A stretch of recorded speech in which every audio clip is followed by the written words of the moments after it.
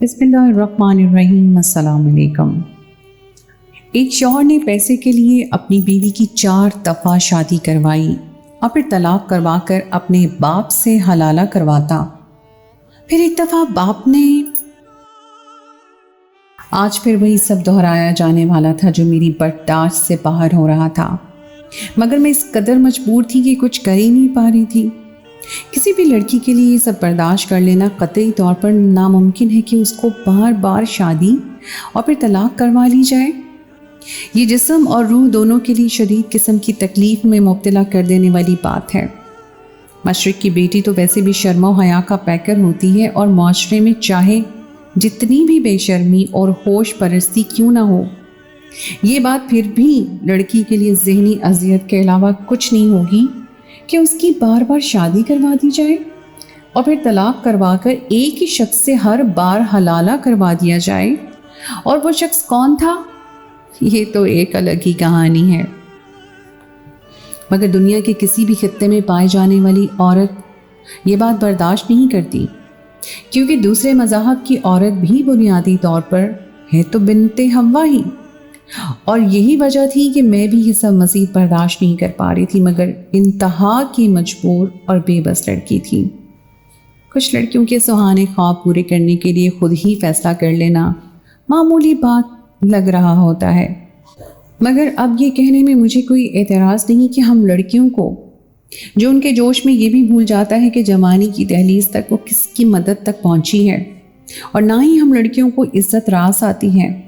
इसी वजह से ज़माने में मौजूद शातिर लोगों को जान पहचान किए बगैर अपना सब कुछ मानकर घर से भाग जाना और ख़ुद को अनजान शख्स के हवाले कर देना बहुत बड़ी गलती होती है।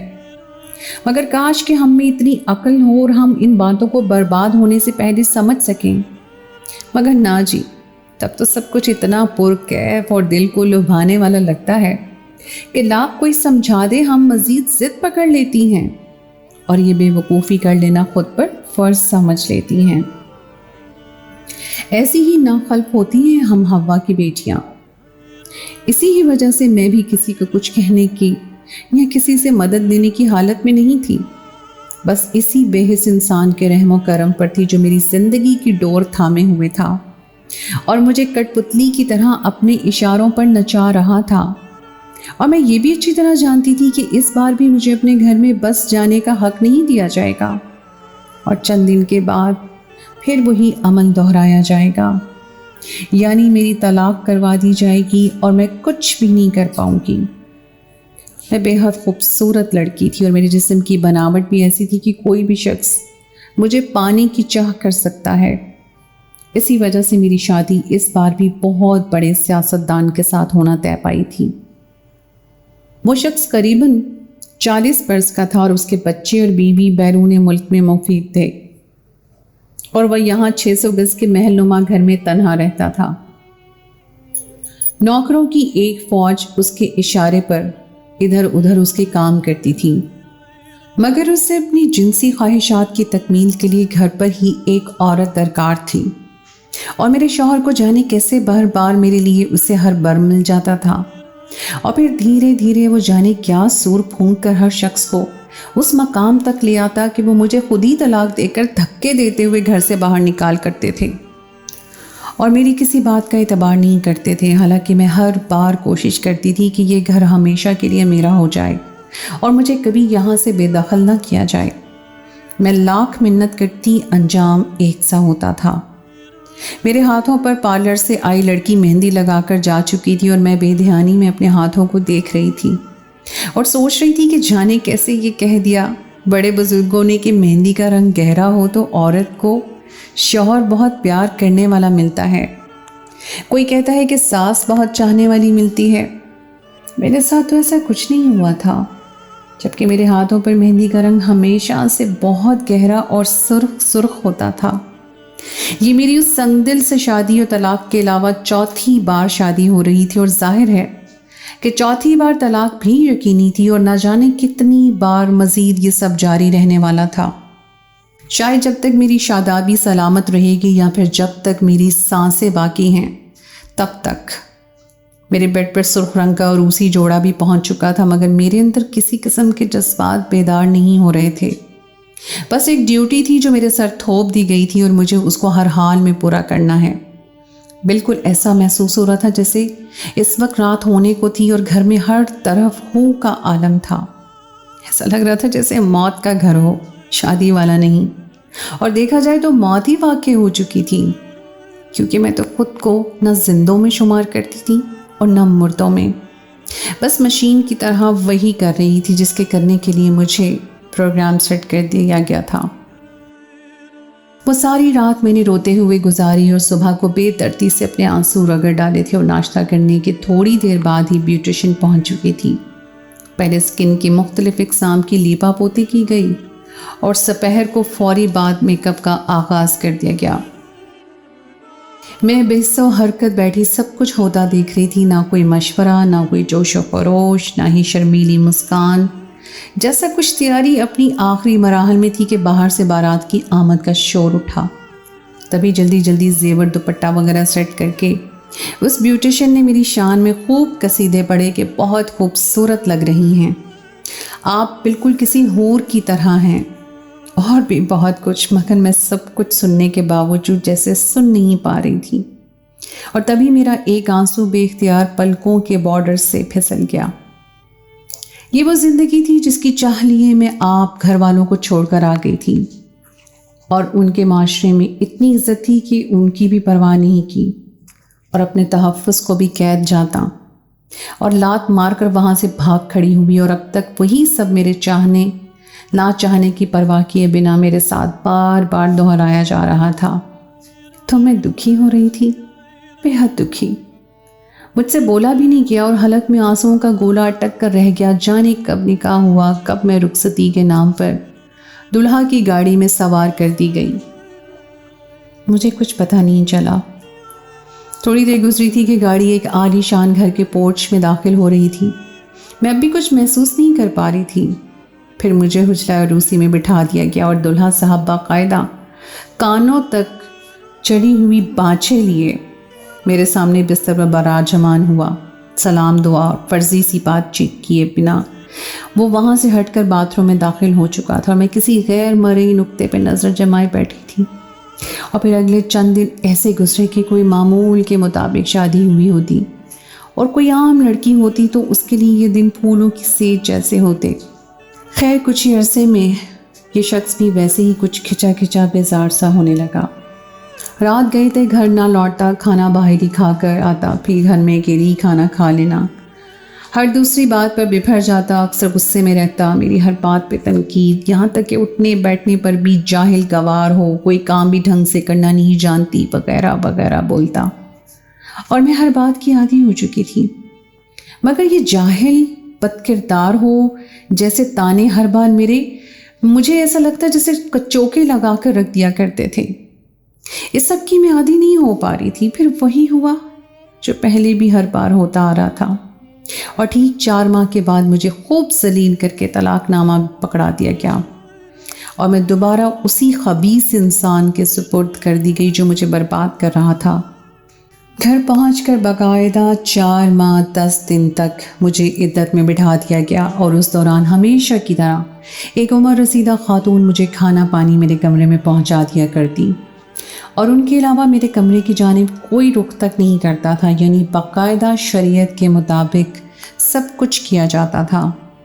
مگر یہ میری خام خیالی تھی، مگر میں چونکہ اسلام کے بارے میں اتنے اچھے سے نہیں جانتی تھی، اور نہ ہی یہ جانتی تھی کہ میرا واسطہ تو انتہائی نازک معاملات سے بڑھ چکا ہے، اور میں تھی کہ کسی بھی اسلامی مسئلے کے بارے میں کچھ نہیں جانتی تھی، سو اس غلط فہمی کا شکار تھی اور نہایت افسوس اور شرمندگی محسوس کر رہی تھی۔ بہت بعد میں جب مجھ پر بہت سارے انکشافات ہوئے تھے، مگر میں سمجھتی کہ اس میں میرے والدین کا بھی قصور تھا کہ انہوں نے مجھے اسلام کے بنیادی اصولوں کی تعلیم بھی خود نہیں دی، نہ کسی اور سے دلوائی، اور کورس کی کتابوں میں بھی میں بس رٹے لگا کر اسلامیات کے مضمون میں بمشکل پاس ہوتی رہی تھی، اور مسئلے مسائل والے اسباق سے تو میلوں دور بھاگتی تھی۔ گھر والوں نے کبھی مجھے ایسا شوق بیدار ہی نہیں کیا، وہ خود بھی ان معاملات میں اتنی دلچسپی نہیں لیتے تھے، مگر خیر اب मैं इन सब में कुछ नहीं कर सकती थी। इद्दत के दिन पूरे हुए और हफ्ता भर ही सब्र किया गया और फिर मुझे हलाला के लिए तैयार हो जाने का हुक्मनामा जारी कर दिया गया और मैं बिला चूर चुरा वो भी करने को तैयार थी। इसके सिवा कोई चारा भी तो नहीं था। पहले जुमे की शाम को मेरा निकाह दोबारा से उसी शख्स से कर दिया गया जो हर बार ये काम हलाला के लिए तैयार रहता था। इस बार निकाह के बाद मैंने कुछ और ही सोच रखा था। इसमें रिस्क तो बहुत था, मगर ज़िंदगी में अक्सर ऐसे लम्हात भी आते हैं जिनमें आपके लिए ख़तरनाक कदम उठाना नागुरेज हो जाता है, और यही वक्त मेरी हालत थी। मैं भी आर या पार के मस्ताक कर गुजरने को तरजीह दे रही थी। और फिर रात को मैंने उस शख्स से कहा कि मैं अब मज़ीद ये सब नहीं सह पाऊँगी, मुझे इस बार तलाक नहीं चाहिए। तो पहले तो वो भी मानने को तैयार नहीं हुआ, मगर फिर मैं रो धोकर मिन्नत समाजत और जाने क्या कुछ करके उसका दिल नरम कर ही कर चुकी थी। तब मुझे उस बंदे ने बताया कि असल में ये सब कुछ तुम्हारे पहले शौहर और माशूक की सोची समझी स्कीम के तहत हो रहा है, जिसमें उसका बहुत बड़ा मकसद पूरा होता है और असलम अपना मकसद पूरा होने तक यही करते रहना चाहता है। मैंने अपने ससुर को खुदा रसूल के वास्ते दिए कि खुदा के लिए मुझे मज़ीद बर्बाद होने से बचा लें। तो उन्होंने मुझसे पूछा कि क्या मैं उनके बेटे के हत्थे कैसे चढ़ गई, और ये कि आज वो मेरी कहानी सुनने के लिए तैयार हैं। तो मैंने उनको जवाब में, जो मेरे शौहर थे, जी हाँ, हर बार हलाला के लिए मेरा पहला शौहर मुझे अपने बाप के हवाले कर दिया करता था और मैं हफ्ता भर उसी ससुर के साथ रहती थी। खैर, मैं अपने वालिदैन की इकलौती बेटी थी। माँ बाप और 2 बड़े भाई सबकी तवज्जो का मरकज़ थी। मुझे बेतहाशा प्यार दिया गया था और मैं अपनी हर जायज़ नाजायज़ बात मनवाती थी, क्योंकि अगर मेरी कोई बात ना मानी जाती तो मैं पूरा घर सर पर उठा लेती थी और रो रो कर ख़ुद को हलकान कर लेती थी। और इसी वजह से मुझे तमीज़ तहज़ीब कमोबेश ही सिखाई गई, और इसी वजह से इस्लाम के मसाइल पर भी ना मैंने तवज्जो दी और ना ही उन लोगों ने मुझे ये मामलात सीखने समझने के लिए दबाव डाला। इसी तरह हंसते खेलते मैं मैट्रिक का इम्तिहान पास कर लेने के बाद ज़िद करके को एजुकेशन सिस्टम के कॉलेज में दाखिला लेकर मस्ती करने के लिए कॉलेज जा पहुंची, मगर वहाँ पर मुझे अपने सीनियर लास्ट ईयर के स्टूडेंट पर बुरी तरह फरीफ्ता कर दिया गया। अभी देखते ही देखते मैं उसकी तवज्जो हासिल करने में कामयाब हो गई, और तवज्जो कब इश्क व मोहब्बत का रूप धार चुकी मुझे पता ही नहीं चला। मैंने घर में सबका जिक्र करके अपनी बात मनवाई, मगर उस मोड़ पर बाबा और भाइयों ने मेरी बात नहीं मानी और मुझे कोरा इनकार कर दिया। मैं रो रो कर हलकान हो गई, फिर भी मेरी बात नहीं मानी गई। तो मैंने भूख हड़ताल करके भी देख लिया, मगर उनके इनकार को इकरार में ना बदल सकी। और इस बात का मैंने जब असलम से जिक्र किया तो उसने कहा कि अब इसका एक ही तरीका है कि हम कोर्ट में जाकर निकाह कर लें, तब तुम्हारे घर वालों के पास कोई दूसरा रास्ता नहीं बचेगा और वो मजबूर होकर हमारे रिश्ते पर राज़ी हो जाएंगे। मैंने जब ये सुना तो खुशी खुशी उसके साथ देने की हामी भर ली, लेकिन मैं क्या जानती थी कि अपनी खुशियाँ पाने के चक्कर में बुरी तरह रुस्वा हो जाऊंगी। निकाह के बाद असलम मुझे घर ले जाने की बजाय बहला फुसला कर वहाँ ले आया और मेरे सारे रास्ते मसदूद करने के लिए मुझसे भागने से पहले एक ख़त भी लिखवा लिया, जिसके मुताबिक अगर मेरी खुशियों को पाने में मेरा साथ नहीं दे सकते तो वो लोग मेरे अपने नहीं बल्कि मेरे दुश्मन हैं, और दुश्मन से वास्ता रखना मेरे खून में नहीं है। इसलिए मैं ये घर छोड़कर जा रही हूँ और मुझे मरा हुआ समझकर मुझे भूल जाएं और मेरी तलाश करने की कोशिश भी ना करें। ये वो अल्फाज थे जिनको पढ़कर मेरे बाबा और भाई दुख और अफसोस की कैफियत में घर उठकर मुझे वाकई मरा हुआ समझ बैठे होंगे, और मैं वापस भी नहीं जा सकती। एक बार उनको, जो मेरे प्यारे हैं, अपनी वजह से ज़लील और रुस्वा कर चुकी हूँ। दोबारा यही खुदगर्जी नहीं दिखा सकती थी। सोच जैसा भी सलूक किया जाए, मैं यहाँ रुकने पर मजबूर हूँ। ससुर से शादी होती है या नहीं, इस बारे में मुझे इस्लाम की रूह से जायज़ नाजायज़ का इल्म नहीं था, सो मैं सबको भी खामोशी से सह रही थी। और अब भी मैं मज़ीद नित नए मर्दों से वास्ता नहीं रखना चाहती थी, इसलिए उनसे मिन्नत तरले करके मैं इन सब बातों से अपनी जान छुड़वाना चाहती थी। और अब उन्होंने मुझे बताया कि असलम उनका बेटा ही नहीं था, बल्कि उनका दूर पार का रिश्तेदार था, जिसने ان کو باپ بنا کر رکھا ہوا تھا، اور یہ بھی کہ اگر وہ حقیقی ماں باپ کے رشتے میں بندھے ہوئے ہوتے تو یہ نکاح حرام ہوتا۔ مگر میں اس سب کے بارے میں جانتی ہی نہیں ہوں، اور یہ سچ بھی انہوں نے ہی مجھے بتایا کہ دراصل اسلم نے کالج میں ہی مجھے پہچان لیا تھا کہ میں سخت قسم کے گھرانے سے تعلق رکھنے والی ایک بے وقوف ترین لڑکی ہوں، اور اگر مجھے پھانس لیا جائے تو میرے گھر والے مجھے ہمیشہ کے لیے چھوڑ دیں گے، کیونکہ میرے گھر والوں کا تعلق ان قسم کے لوگوں سے تھا جو لوگوں کے سامنے اپنی عزت برقرار رکھنے کے لیے کچھ بھی کر سکتے ہیں۔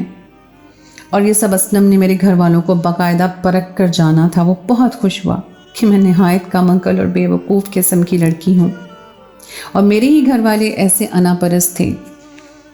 اس کے لیے کوئی مسئلہ ہی نہ ہوا، مجھے بہکا کر وہ میرے سامنے اچھا بن کر رہتا اور میری طرف دیکھ کے مسکرا دیتا، اور اسی طرح کے حربے آزما کر وہ مجھے اپنے جال میں پھنسا چکا تو نکاح کر کے مجھے اپنے ساتھ لے آیا، اور مجھے 2 ہی دن میں غصے کا ڈرامہ کر کے طلاق دے دی، جو در حقیقت اس کے منصوبے کا حصہ تھا، اور مجھے جانے کون سے شرعی مسائل کا حل کا جھانسا دے کر پہلا نکاح کروایا۔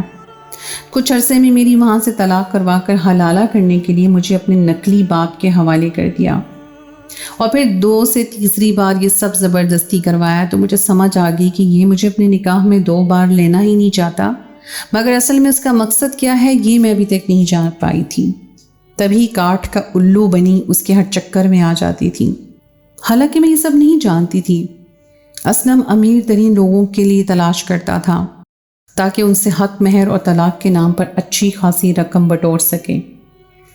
اس کام میں اپنے نقلی باپ کو بھی وہ اپنے ساتھ ملا لیتا تھا، اور بڑی مہارت سے اب تک یہ سارا کھیل کھیلتا رہا تھا۔ میرا تو یہ سن کر غم و غصے سے برا حال ہو گیا تھا، یعنی کہ پہلے دن سے ہی میں اس کے ہاتھوں میں کھلونا بن کر یہاں لائی گئی تھی، اور میں اتنی بے وقوف کہ کبھی جان ہی نہیں پائی، اور اپنے بابا اور بھائیوں کو بھی کتنا غلط سمجھتی رہی تھی۔ حالانکہ ان لوگوں نے مجھے بہت منع کیا اور سمجھانا چاہا کہ وہ لڑکا میرے قابل نہیں ہے، میں صرف اپنی دشمن بن رہی ہوں، جذبات سے کام نہ لوں اور سوچ سمجھ کر فیصلہ کروں، یہی میرے حق میں بہتر ہوگا۔ اف، میں کتنی کم ظرف تھی کہ ان کی محبت، ان کے خلوص اور ان سے جڑے اپنے رشتے اور تعلق، ہر چیز کو ٹھکرا کر ایک نقاب پوش درندے کے چنگل میں آن پھنسی، اور ساری زندگی کے لیے اپنے اتنے پیارے رشتوں سے ہاتھ دھو بیٹھی تھی۔ اب تک باقاعدہ اس گھٹیا شخص کے لیے باقاعدہ اپنا آپ بیچتی رہی، چاہے میں انجان تھی، مگر دراصل میں نے جسم فروشی ہی تو کی تھی۔ میں جو ایک پہنا ہوا کپڑا دوبارہ نہیں پہنتی تھی، گناہ سمجھتی تھی، اتنی بار ایک ہی مرد کے پاس حلالہ کے نام پر لائی جاتی رہی تھی۔ یہ سب وہ لوگ صرف اس لیے کرتے تھے تاکہ مجھے واقعی شرعی مسئلہ حل کرنے جیسا لگے، اور اس میں اس 50 سالہ بوڑھے کا بھلا کیا نقصان ہونا تھا؟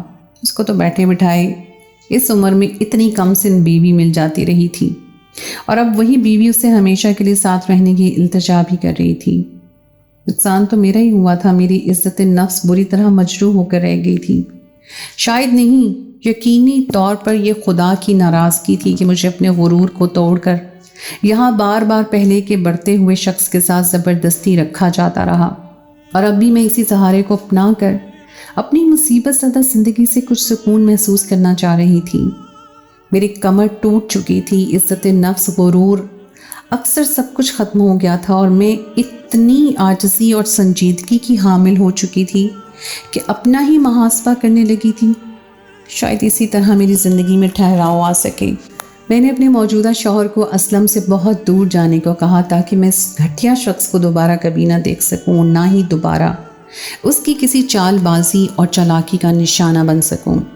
سو اس نے تمام پیسہ سمیٹ کر مجھے ہمراہ لیا اور چپکے سے رات کے اندھیرے میں وہ گھر چھوڑ دیا، اور دور کسی علاقے میں جا کر عارضی طور پر قیام کیا، اور سعودی عرب میں جانے کے لیے درخواست دے دی، جس کی منظوری میں کئی ماہ لگ گئے تھے، اور اس دوران 2 مرتبہ ہمیں اسلم تک پہنچ جانے پر روپوش ہونا پڑا تھا۔ اور دوسری طرف مجھے اپنے گھر والوں کی یاد اس شدت سے ستانے لگی کہ میں ایک بار ان کا دیدار کر لینے کو بےتاب ہونے لگی تھی۔ تب میں نے ہمت کر لی اور ایک روز رات کے وقت ان کے پاس جا پہنچی۔ میرا ارادہ صبح ہونے سے پہلے وہاں سے چلے جانے کا تھا تاکہ ان کی عزت ایک بار پھر نہ اچھال دی جائے، مگر وہاں پہنچ کر احساس ہوا کہ میں کتنا غلط سمجھ رہی تھی۔ اپنے گھر والوں کو، ماں بابا، لوگوں کو پہلے تو مجھے دیکھ کے سخت ناراض ہوئے، مگر میرے حلیے کو دیکھ کر ان لوگوں کو مجھ پر ترس آ ہی کیا تھا، اور میں بھی تو ان کا دل دکھانے کی اتنی بڑی قیمت ادا کر چکی تھی۔ جب میں نے ان لوگوں کو اس بارے میں بتایا تو وہ لوگ بھی دکھی ہو گئے۔ میں تو اپنا احوال سنا کر دھاڑے مار مار کر رونے لگی، اور مجھے یوں ٹوٹ پھوٹ کا شکار دیکھ کر میرے گھر والے بھی غم زدہ ہو گئے۔ میری صحت پہلے جیسی نہیں رہی تھی، نہ چہرے کی شادابی پہلے جیسی رہی تھی۔ سوکھ کر کانٹا ہو چکے وجود اور آنکھوں کے گرد سیاہ ہلکے لیے میں ان لوگوں سے معافی حاصل کرنے میں کامیاب ہو گئی تھی۔ پھر 2 سے 3 دن وہیں رک کر دوبارہ ملنے کا وعدہ اور فون نمبروں کا تبادلہ کر کے میں گھر لوٹ آئی تھی۔ مجھے گھر تک چھوڑنے کے لیے میرا بھائی آیا تھا اور دروازے سے ہی لوٹ گیا، اور میں دل میں سکون لیے گھر میں داخل ہو گئی۔ بستر پر دراز ہو کر میں وہ وقت یاد کرنے لگی جب میں اسکول جاتی تھی اور پاپا اور بھائیوں سے لاڈ اٹھواتی تھی۔ کتنے خوبصورت دن تھے وہ دن، نہ کوئی فکر نہ پریشانی۔ جتنی پرسکون زندگی میں نے گزاری تھی، اتنی ہی مشکلات اور پیچیدگیاں اب میری زندگی میں بھر چکی تھیں، اور یہ میں خود کی خریدی ہوئی زندگی تھی، اور اب اس وقت صبر شکر کر کے اپنے گناہ دھونا چاہتی تھی۔ اسلم کسی بڑے مسئلے میں پھنس کر پولیس کے ہاتھوں مارا جا چکا تھا۔ میں سوچ رہی تھی کتنا بدبخت انسان تھا جس کو اپنی غلطیاں سدھارنے کا موقع تک نہیں مل پایا تھا، اور یوں کسی چوراہے پر کتے کی موت مارا گیا، اور اپنے جیسے لالچی اور خود غرض لوگوں کے لیے عبرت کا نشان بن کے رہ گیا تھا۔ ہمارا ویزا لگ چکا تھا، میں اپنے شوہر کے ساتھ سعودی عرب جا کر بس گئی، اور وہاں پر ہم نے نئے سرے سے اپنی زندگی کا آغاز کیا۔ اب بھی جب کبھی اپنی زندگی کے وہ دردناک دن یاد آتے ہیں تو میرا دل خون کے آنسو روتا ہے، اور میرا سر اپنے رب کے حضور مزید سے مزید جھک جاتا ہے۔